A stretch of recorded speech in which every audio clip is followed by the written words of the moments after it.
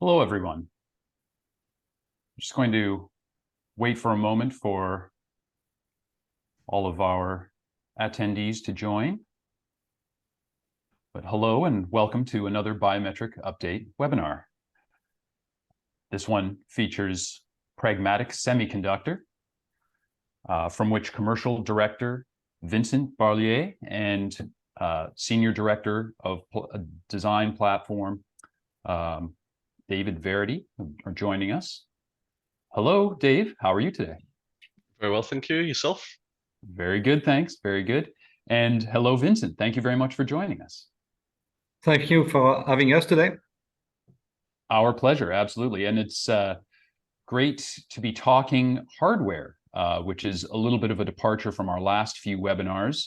But we're going to talk about capturing biometric data today. And I'd like to thank all of you joining us on the call for doing so. We're going to talk today about the fingerprint sensor market, the kinds of sensors available, the potential benefits of developing technologies like the flexible integrated circuits that are made by Pragmatic. Pragmatic Semiconductor is a semiconductor foundry and a manufacturer based in the UK. Now, after some discussion, we are going to invite questions from the audience. So I'd like to encourage all of you to use the Q&A interface at the bottom of your screen. Feel free to type in questions as they occur to you. You can also save them for the end, as we may answer some of your questions as we go along. All registered attendees will also receive a link to a recording of the presentation, so you can watch it on demand to catch up on a part that you missed, or rewatch something that catches your attention the first time around. So the electronic fingerprint sensors that most of us are most familiar with are probably the ones embedded in our mobile phones. These sensors are mostly capacitive sensors made with silicon, as are the sensors used in many other biometric applications like smart locks, access cards, peripherals, etc. The list goes on.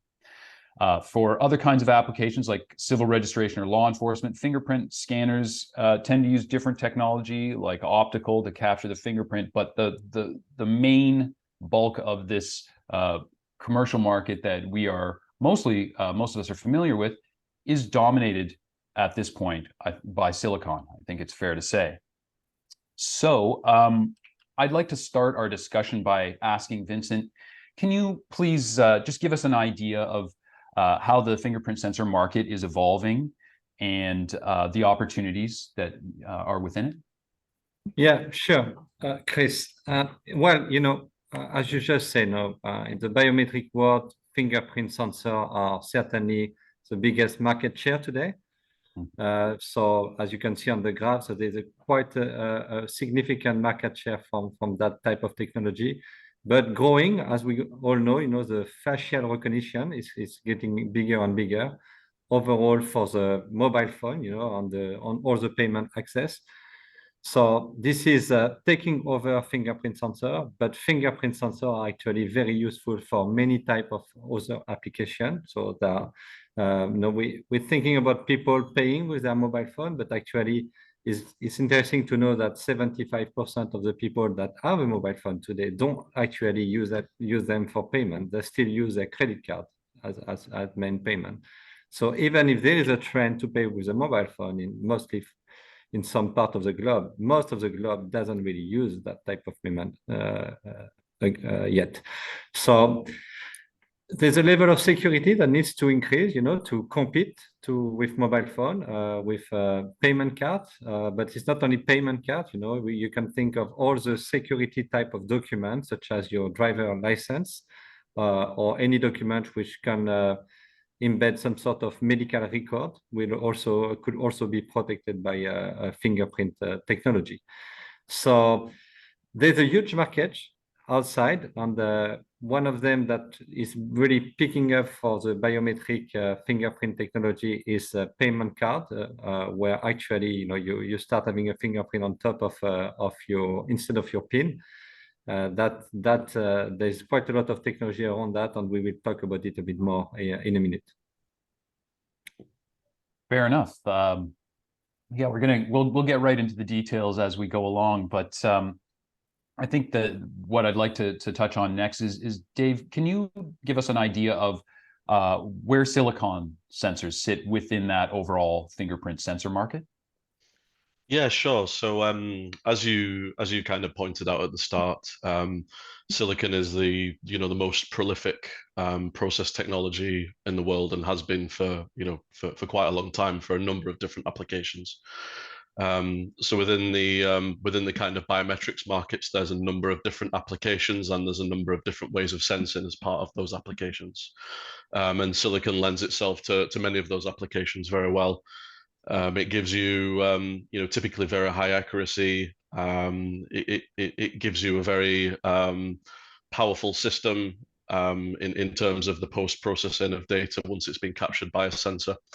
In all these different kind of sensing applications, of which fingerprint sensing, capacitive touch sensing is just one of them. So it lends itself very well to high-end applications such as embedded in mobile phones, and has also quite some advantages in some of these other areas such as fingerprint card sensing.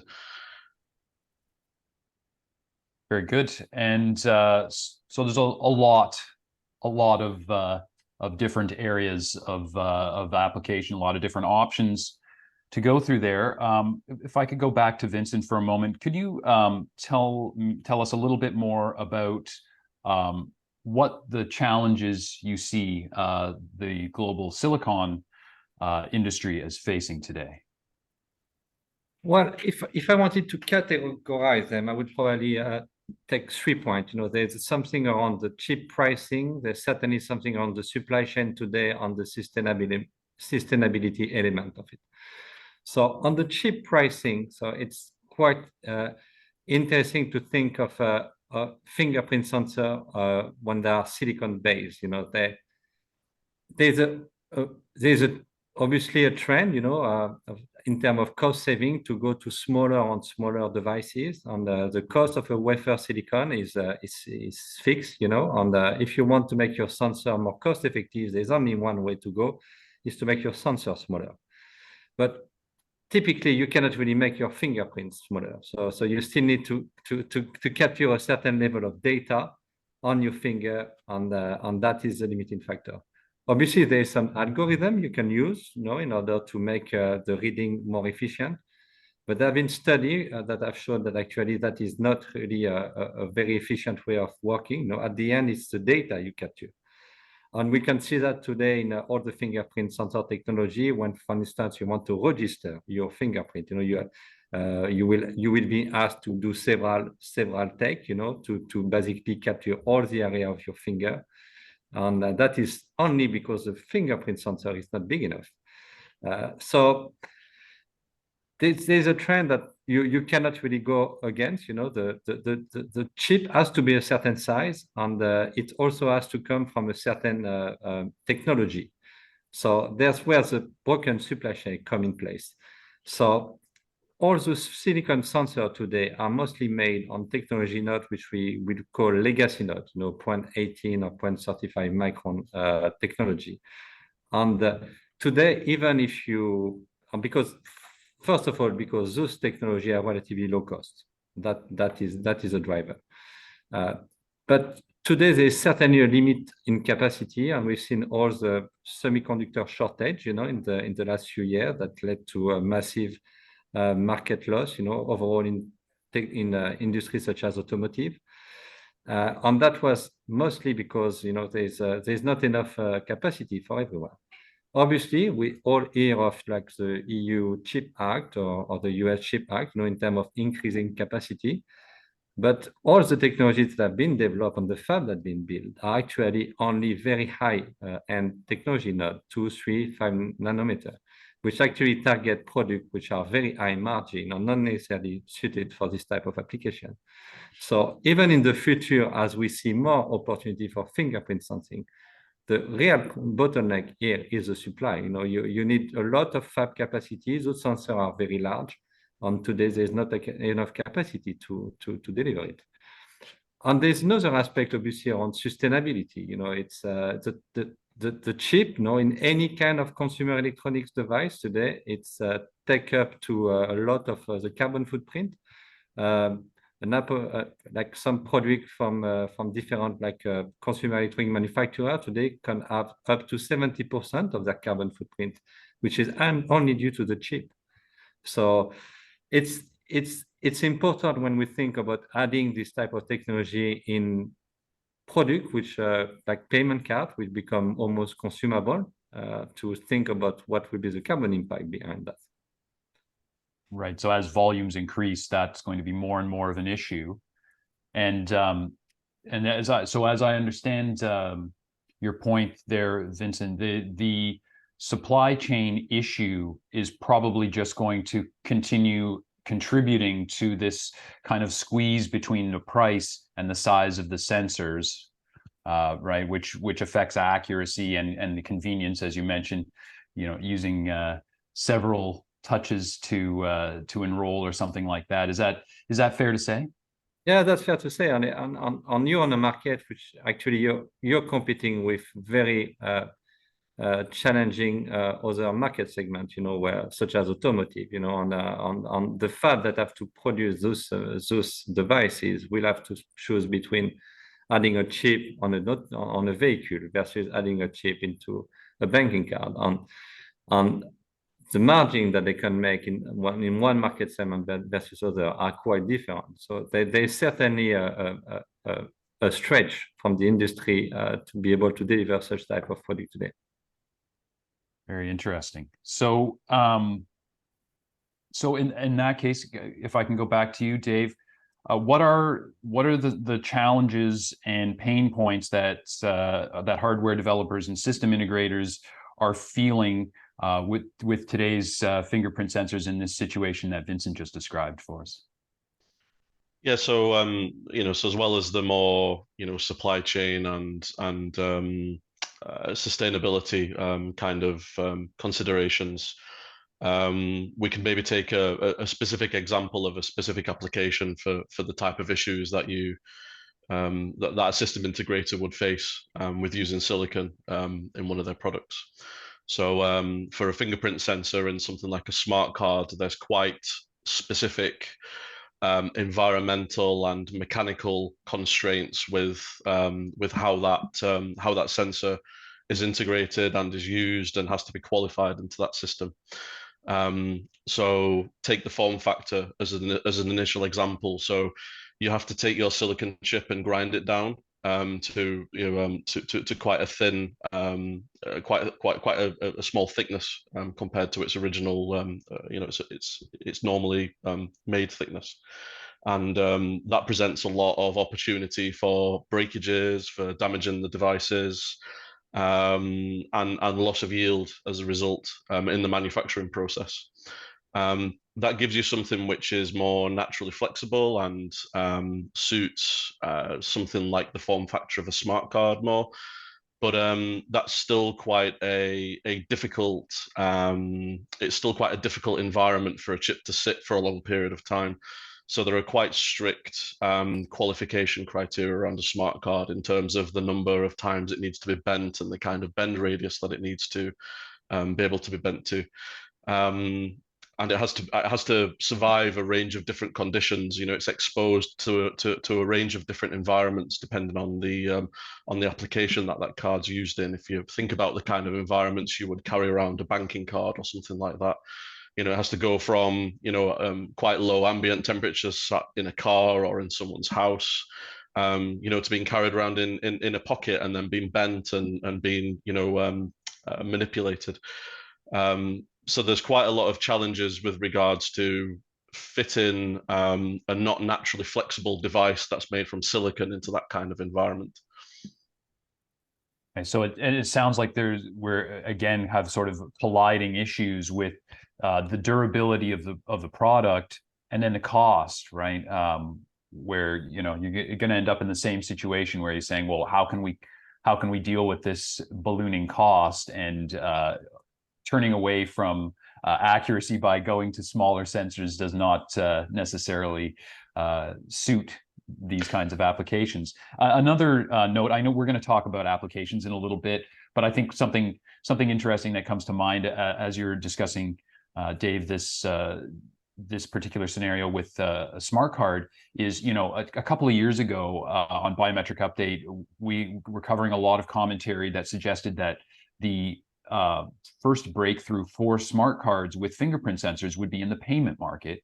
And I think it's interesting to note that these days that is very much a project that's still ongoing, but there's also a very concerted move within the industry, both the fingerprint industry, but the security industry, to put out smart cards for access control, right? Your smart card as your employee access card to get into a secure area or into a system. And so both sides seem to be on in a way that wasn't necessarily the case a few years ago. So that's a little tangent. I'd like to take everyone on there. Absolutely, and coming back to what something Vincent said at the start, there's there's an increasing number of applications that require this kind of higher level of security, and biometrics is a big part of that sort of message. Absolutely, we see it from regulators and oversight bodies encouraging companies and government agencies and so on to strengthen their security. So yeah, and we will, as I say, we'll come back to that as well a little bit later on. But I want to ask Vincent, can you talk at this point about what Pragmatic's approach is a little bit? What sets Pragmatic's sensors apart from the alternatives? Yeah, sure. Well, what we manufacture at Pragmatic is actually a flexible integrated circuit. So it's basically on the format of a flexible wafer. And that has several advantages. So first of all, you remove the bulk, the silicon bulk. So there's no silicon in the process. And that basically remove all the costly processes which are related to make an ingot, dicing, and preparing a wafer. So that doesn't exist in our world. We start on a plastic substrate, and we build all the circuitry on top, which makes the cost of the device much lower. It's obviously also reduced massively the carbon footprint of the device. And obviously, when we make like-a-like device in terms of device size, on the fingerprint sensor, we are limited by the size of the device. We become much more competitive. The device itself is also very thin. So the overall construction of the stack for us is around 30 microns, 30. So it's about probably 3 times thinner than the thinnest silicon die you can have today. And that is intrinsically very flexible with a radius of curvature that can achieve around 5 millimeter radius of curvature today. There is no risk of cracking, because the construction is completely plastic, and therefore, for all the requirement for integration into card, for instance, which require some sort of flexibility due to ISO norm, you actually can get a very durable and shock-resistant solution. So it touches a lot of those points, pain points that we've been talking about so far in the discussion. Yeah, it's very much about like bringing a technology which is very well suited for this type of, I would say, relatively low complexity architecture, but that actually require technically a lot of footprint, because this is actually a big capacitor in that case. So there's certainly for us a good fit, in terms of how we can bring for the solution for that aspect. So it could be for capacitive sensing, but not necessarily capacitive. Also, we have some value in making, for instance, optical sensor to the transparency of our substrate within the infrared region. So technically, that can also add some value into fingerprint sensing when you think about combining that with vein sensing. So the ability of actually tracing the blood flow into your finger. And one of the main concerns about fingerprint sensing technology in terms of security has always been about the fact that people can reproduce your fingerprint, but they cannot reproduce your finger. That is something that is not possible today. Right. Yeah. So several good points there. and definitely very interesting, the flexibility of application, both the flexibility physically and the flexibility in terms of the different capabilities that it brings. Maybe to just maybe to add to that as well, Chris. Yeah. You know, the fact that our devices don't have a bulk underneath them, they're you know, completely thin film transistors with no body attached to them, gives you a lot of benefits in terms of flexibility and how you build a system around them as well. So there's a number of different ways compared to a normal silicon chip that you can use one of our chips in an application. And Vincent obviously mentioned the ability to combine different sensor types together there, but just in terms of a capacitive sensor by itself, there's a number of different options for how you could build a sensor in our technology, which you don't necessarily have the option to do in silicon technology because of the kind of constraints of the way it's manufactured. See, okay, so yeah, so you have optionality that's just not present with silicon, saying. Exactly. And Dave, can you maybe go a little further into the technical side? You know, what led to this breakthrough with the thin film transistor technology, and you know, how are you able to make these flexible integrated circuits that they're here now, right? So how did we get here? Sure, yeah. So we've obviously spoken a fair bit about silicon and silicon sensors, and kind of the other end of the market, if you like, is traditional thin film transistor technology, which you tend to associate with things like you know, display technology and printed electronics. We're trying to sit somewhere in the middle of those two markets and of those two production techniques. So we want to take some of the benefits that you get from the thin film transistor technology, and we want to create them using some of the more conventional silicon-based semiconductor manufacturing techniques. So we make our devices in a wafer format. So our current production line that we have is based around depositing and etching layers of material from a 200 millimeter wafer. Our future production lines are all scheduled to be 300 millimeter wafers, which is obviously, you know, pretty consistent with mainline silicon technology.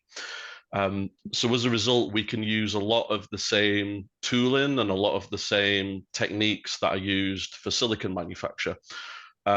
Probably most importantly is some of the lithographic techniques that you use to get some of the really small dimensions in some of the more advanced silicon nodes. So compared to the display industry, we can achieve much smaller critical dimensions than you would typically expect from a thin film transistor technology, significantly lower than 1 micron in terms of some of the critical feature sizes. And when you combine that with some of the other benefits, you know, such as low leakage, the ability to have extremely high value resistances for passive resistors, and also have very high quality and high unit capacitance and capacitors in the technology. We're trying to bring some of the benefits of thin film transistor technology alongside some of the feature sizes and some of the process benefits and, you know, scalability and variability benefits that you see in the silicon industry. Vincent's already spoken a little bit about some of the, you know, the benefits of using our technology. Setting up one of our production lines and running one of our production lines is much cheaper than a traditional silicon-based semiconductor factory. It's much smaller and requires much less people to run. So one of our fab in a box systems, as we call it, is less than 1,000 square meters in total. Our production turnaround compared to what you would be used to in silicon is extremely short. So we can turn around our entire process in a few days. Whereas in silicon, you know, the best turnaround time of some of the older process nodes tends to be a few weeks, but typically it's a few months for a lot of process technologies. So we can operate much more quickly, we can operate much more leanly than, you know, your average semiconductor fab, and we can deliver at least some of the benefits that you get from using mainline silicon technology. Okay, so again, it seems that there is sort of a compound effect in terms of the efficiency that would probably play out in terms of cost and actually bringing a product to market, right? Absolutely, yeah, and there's a lot to be said for the kind of agility of what you can do with our process. So we enable a slightly different way of working when it comes to working with us as a foundry. Basically, we can turn around designs very quickly. There's not the same high barrier to entry for and sort of first time right methodologies that you require in silicon, because we can provide parts back out of our fab so quickly. So rather than relying on hours and hours of complex simulation and design iterations and things, we can very quickly provide real physical feedback on what's happening on a given type of design. Okay, yeah, easy to see how that would be an attractive proposition for your partners. So let's talk a little bit about applications on that note. Vincent, what are the sort of primary applications that you're targeting with Pragmatic's technology at this point? Yeah, as we already touched, I know it's, I think, 3 points that are very important about the technology. First of all is our ability to have availability for our customers. So it's in a world where silicon technology or semiconductor in general is quite rare or difficult to access because of the overall chip shortage. We have today a new line, which is a 300 millimeter line, the first one built in the UK, which actually can deliver some capacity. There's already capacity booked for many projects or many customers, but it's a line which can deliver like very high throughput comparable to a typical semiconductor manufacturer in silicon, and that can bring you a very short time around to market. So the second one is about the durability of our technology and the fact that you can easily integrate it into a product because of the form factor of it. And the third one is obviously the cost point.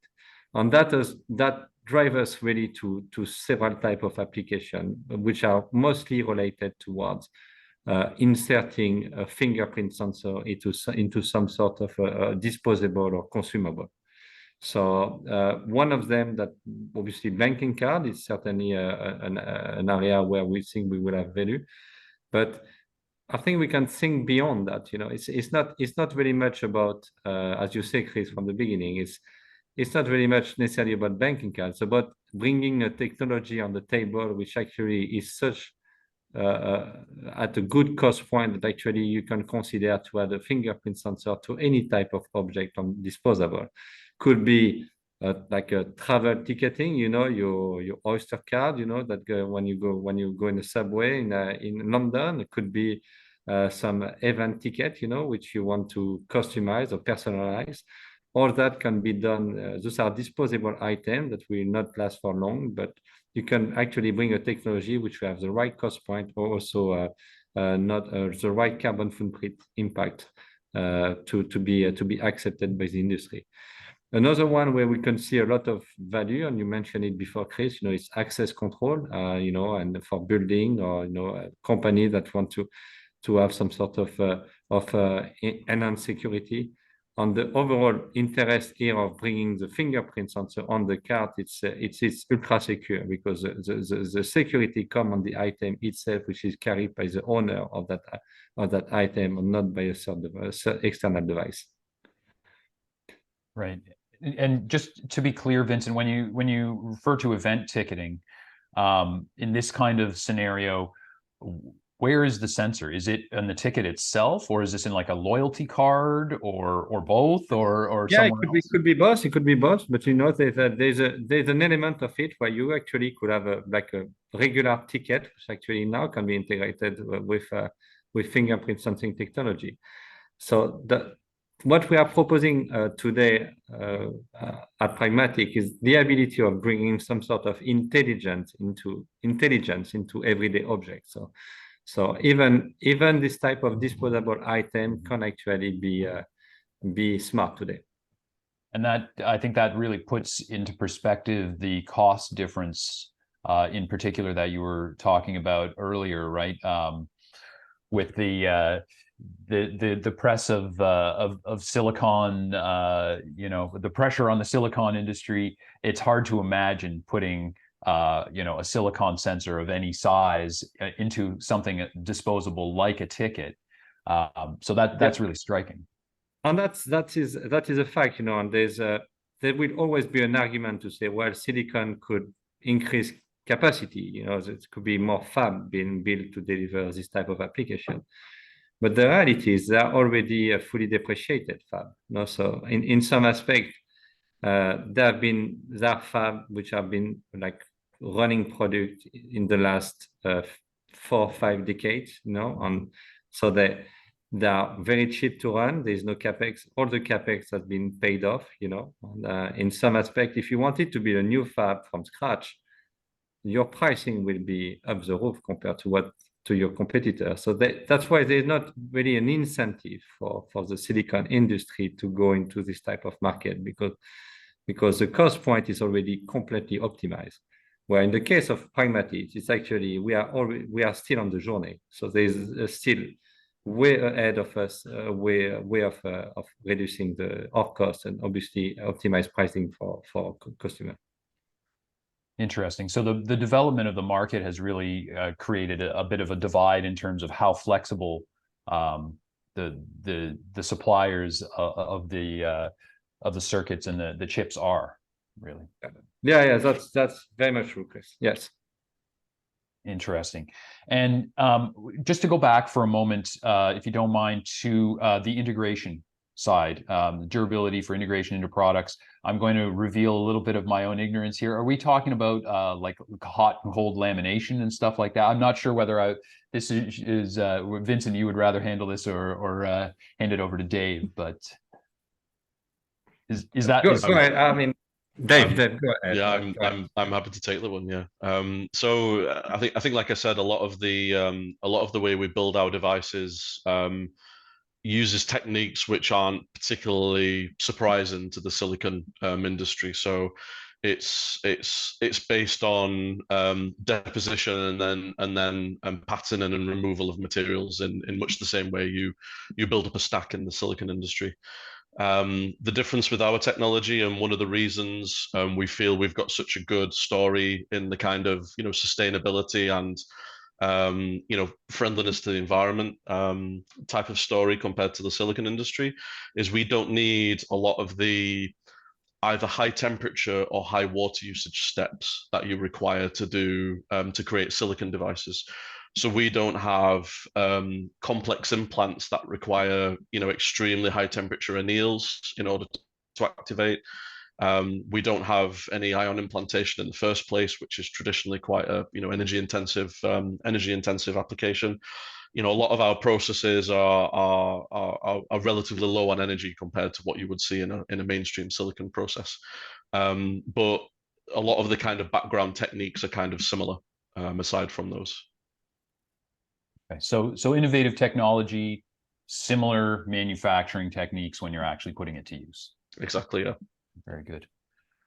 Okay, well, we've set aside some time to take some questions from the audience, and I see that we've got our first couple of questions in already. I would like to encourage all of you watching today and listening along to ask your questions now. It's the perfect opportunity to find out any details that you would like to explore.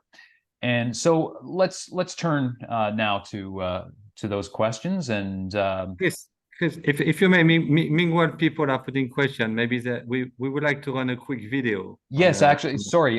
Yes, just to make sure that we cover all video. the type of application. So people, my apologies. You have time, few minutes to put some question in on let's run that video for you. Yes, perfect. Thank you, Vincent.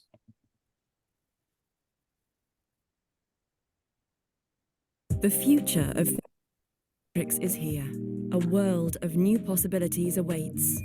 FlexICs are a new type of integrated circuit, thin, flexible, and the only real alternative to silicon chips. Highly customizable and extremely cost-effective, they enable large area data capture to increase accuracy and reduce post-processing. They are flexible enough to resist stress or bending. Fabrication is fast, from tape-out to delivery in just 4 weeks, producing less CO2e than silicon. This is your chance to lead the flexible revolution. A revolution that excels in applications like payment cards, adding an additional level of convenient security, and access cards, ensuring entry to only the authorized card owner, to boldly go wherever the future takes you,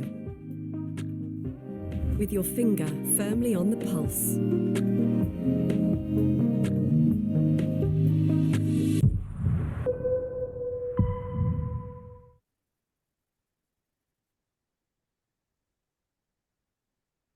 Perfect. So a good summation there of the points that we've been talking about. A little sneak peek behind the curtain, if you will, at the manufacturing processes. And yeah, it was definitely occurred to me as we were watching the different applications demonstrated in the video that, you know, a short number of years ago, something like the Oyster card was seen as well, and it was a very innovative and somewhat unusual approach to access for millions of people, right? And now we even have them in Toronto, so it's an equivalent. So it just goes to show it's all around the world now. And to your point earlier, Vincent, about bringing this intelligence to everyday items, this is a trend that we can all see all around us. So. So at this point, I'd like to turn to those questions and encourage those of you watching to keep them coming. We've got a good crop to start with here. The first being, how large can the sensor be? And follow on, do you use the same stitching method as the semiconductor industry? So I guess maybe I can take that one. So I think, as I said before, we're using the same kind of lithographic techniques as you know are typically used in the silicon industry. So the tools that we use in order to in order to create the patterning for the different layers can absolutely be used to stitch together side by side reticle shots. We've explored doing this, stitching together whole reticles. We've explored this in the same kind of sense as you would with a multi-level mask in silicon. So blading off parts of the shots and printing, different areas in a kind of jigsaw style. So all of those kind of things are perfectly possible to do in our technology, the same as you would do it in silicon. So to answer your question about the size of the sensor, I mean, in theory, on a 300 millimeter wafer, you could make a sensor which was, wafer scale. Wafer scale. So, yeah. So again, sort of emphasizing some of the points mentioned earlier about the flexibility of the technology but with the same techniques, right? Familiar exactly. techniques. Yeah, absolutely. So thank you for that, Dave. And our next question is, how do you deal with the security of the biometric data contained or persistent in a disposable item? Well, I can take this one. Yeah, it's actually a great question. I have to say it's yeah. So most of the biometric data which is captured into the sensor today is encrypted. So it's protected from the user point of view. However, no, this type of encryption or basically the way of doing it, it's certainly not something we have expertise in. So it's our business as a company is to be a foundry. So we provide a manufacturing platform for sensor technology. So company who actually want to develop a fingerprint sensor that have that expertise will be able to do so that do the design, we manufacture on their behalf. Or company we actually don't have that expertise, we will be able to actually introduce them to the right type of customer to actually get their product to market. So there's a broader discussion here. It's a very good question, and there's obviously some concern about how you can increase security on disposable items. That is a fact, but we have the right partner to answer this question. Very good. Yeah, and I have the impression that in general, the biometrics market is at this point sort of we might say stratifying in terms of the very highest security applications, maybe a fingerprint to get into a nuclear facility or something like that. These applications are increasingly, and I think importantly, incorporating liveness technology of one kind or another, right? And in that case, introducing liveness calls back to the point you made earlier, Vincent, about veins or introducing another factor or something like that as well, right? Yeah, so that is going to be something that we continue to deal with, though, in the biometrics industry, right? Is what happens to the data. So moving along, we have another question here about asking, can you compare the power consumption of the flexible chip to the silicon chip? Yeah, maybe about this, but David, yeah. Yeah, sure. Yeah, maybe I can take that one. Yeah. So so the trade-off on our technology is a little different to that of silicon. So in terms of dynamic power and in terms of off-state power, if you like, for certain designs of circuitry, we're very competitive. We don't have the same kind of leakage to a bulk that you get on silicon. So that's another advantage of not having a bulk material that you're manufacturing into. There are some limitations, however, with our technology compared to silicon. So we don't currently offer CMOS. So there's different ways that you have to build digital circuitry. So if you start to look at things with increasing complexity and increasing size, silicon, tends to become, a better answer for something where it's larger or it needs to run faster or something like that. So it's kind of a bit of a context sensitive question with exactly what kind of application you're talking about. But typically with a more simple and more kind of straightforward design where you're looking at simple circuitry such as capacitance plates in a fingerprint sensor, we are pretty competitive with older generation silicon. So Dave, just to follow up on that, this means that, for instance, harvesting the power from a payment terminal to do it so that you can do like a contactless kind of application, right? This is doable? Absolutely, yeah, absolutely. And one of the kind of lead-in applications that we're launching our technology based on is RFID and harvesting energy from a reader and providing some kind of code back. So this is a big part of what we're trying to do with the technology, is make it as power efficient as possible. Very good.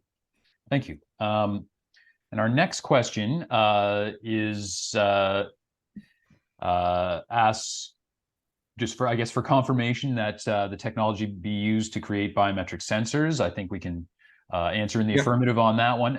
So do you need an ASIC to read out images? Well, you're actually creating an ASIC. Now, the ASIC is actually the chip that we are making today. So there's two options here. You can either have the readout circuitry, which is part of the chip itself, the FlexIC, or you could actually consider to have a silicon readout chip, which is combined with an array, which is made on Flex. So it's not one or the other. There's two ways of approaching the problem depending of the readout accuracy you require, your application. It's very much application specific, I would say. Maybe if I could just add to that as well. So if you look at a sensor and then the kind of post-processing hardware that's required in order to do image recognition and match into a reference and things like that. With a silicon-based sensor, you're going to try to want to shrink that as much as possible, and therefore you're going to need to put more emphasis on more complexity in an ASIC down the line in order to do some of that more heavyweight post-processing and matching of an image, which you want to get as small as possible for a silicon sensor. The difference with our technology is you can potentially make the sensor quite a bit bigger. You can capture a lot more data, so that that gives you a similar or lower cost sensor itself, but then also potentially allows you to cost down other parts of your system and make a simpler ASIC, or you use some simpler software in order to do that that match of an image, because you've gathered more data in the first place. So I think we enable a kind of different trade-off to what you're probably used to seeing with the silicon-based sensor. Right. Yeah. The different trade-offs is an interesting point, and also brings up the next question, which is Pragmatic providing the hardware only, or are you also providing some of that downstream software, or is that your partners? Yeah, I think that will be our partner. We are hardware manufacturer. We make chips. That is our business, and yeah, we are compatible with some sort of software tool to design this. That was the question behind, but we will not provide those tools. Right. We have a question about will there be a range of form factors? So do you have different? Actually, you talked a little bit about this, I think, earlier, but. Yeah, so it's a great question. Yeah, so we're looking to enable an ecosystem similar to what you get around silicon technology, and we've already taken some steps in that direction. So our core business that we want to enable is the provision of wafers, the provision of material in the same way that a silicon foundry does. But we recognize that, in order to make that useful, we need to have partners who work with us, who can assemble into different formats, can, provide a range of different form factors there. So we're very keen to explore what different use cases for these kind of sensors would make sense for our devices from a product point of view. And we're very keen to try and build out an ecosystem around some of these other form factors that would make a lot of sense, for us to build material based on. So it sounds like we need to follow up this webinar with some partnerships and further discussions to build up that ecosystem. Yeah, so great, really good questions. I'd like to thank everyone for contributing them. We're coming towards the end of our hour, but I want to try and race through and get to all of these questions. So to that end, can the flexible integrated circuit be sewn or integrated into wearables like gloves, or installed in non-flat surfaces, like curved scanning? Yeah, I think to be sewn, you would have to have very tiny finger, I would say, to be able to do so. But it's integrated certainly into wearables. That's something that we can see a lot of value overall because of the flexibility of our devices. So the device can be flex. They can be in one axis of curvature. When they come to be conformed to a surface, there's some sort of limitation, in terms of the stress that you put into the device. But integration into gloves, that's something that we are confident we'll be able to do. Yeah.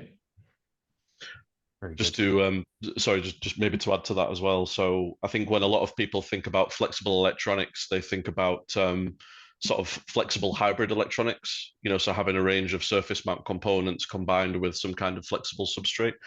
And that's kind of the extra advantage our technology gives, taking it that step further and combining some of the active device performance actually into the flexible substrate itself, and removing the need for at least some of those rigid surface mount components. Right. And again, calling back to that capability you mentioned earlier to just take advantage of the size and the actual capabilities of the material. Very good. So the next question is, can the sensor combine picture capturing with capacitive sensing and just be used as a transmitter to a processing unit? Yeah, I think we kind of covered that question a bit earlier, but that's yeah. There's two ways of doing it, or you can do an array, which would be just a sensing capability, which will be used as a transmitter, and you have a processing unit on the side, or you can try to integrate the sensor readout into the circuitry. This is very much application specific. Right. Okay. Thank you. And we have a similar sort of callback with our next question, which is about whether the sensors can be made capacitive, ultrasonic, or optical. Yeah. So maybe well, I'd like to say, calling back to something Vincent mentioned in the presentation, but that there is the capability to combine a capacitive sensor with something like an optical sensor for both fingerprint sensing and monitoring of veins, to ensure that, to provide that kind of higher level of security. Our substrate and our stack is transmissive through quite a lot of the EM spectrum. So you can transmit and capture an image through it. So there's ways that you could, combine our technology along with another technology to kind of do both things at once. So all of the above, essentially. In theory, yeah, absolutely. If you will it. Very good. So one more question: does the flexibility introduce risks of image distortion over the lifetime of the sensor? I'll take this one. I don't think so. I think a change in image distortion would basically mean that you have some sort of change in capacitance, in your device, which when the device is flexed, there's certainly a change in capacitance if the device is curved. But when the device comes back to normal usage, if it's conform, it has a single shape when it's being used. The capacitance will not change, and therefore there's no expectation of changing during the lifetime of the product. So the card, for instance, that the sensor is built into, you might not get a good read as you're twisting the card, but it will return to its shape and then work fine. I think you will read perfectly fine in the card, and if there's some sort of bending, during there will be some dynamic change when you bend the card, but basically each time you will put back your finger on, you will have the same reading. Very good. Well, that's all very encouraging, and we've actually managed to get to all of our questions, which is miraculous because we did have a number of good questions. So I again want to thank all of our participants for that. I want to once again thank you, Dave, and you, Vincent. Thank you very much, guys, for sharing your insight and what Pragmatic's been working on today. You're most welcome. Thank you for having us. Thank you for having us. Yeah, that was a pleasure. Well, the pleasure is all mine. I'm again really excited to talk about hardware for a change on our biometric update webinars. We will return with our next webinar in the near future, and so I want to thank Pragmatic, thank all of you for joining us, and encourage you to visit pragmaticsemi.com to find out more, get in touch with the company, start some of those conversations needed to build up that ecosystem. And I will, of course, encourage all of you to visit biometricupdate.com to keep up with the latest developments in the fingerprint sector and biometrics and digital identity more generally. So thanks again to everyone, and until next time, this has been Chris Burt for Biometric Update.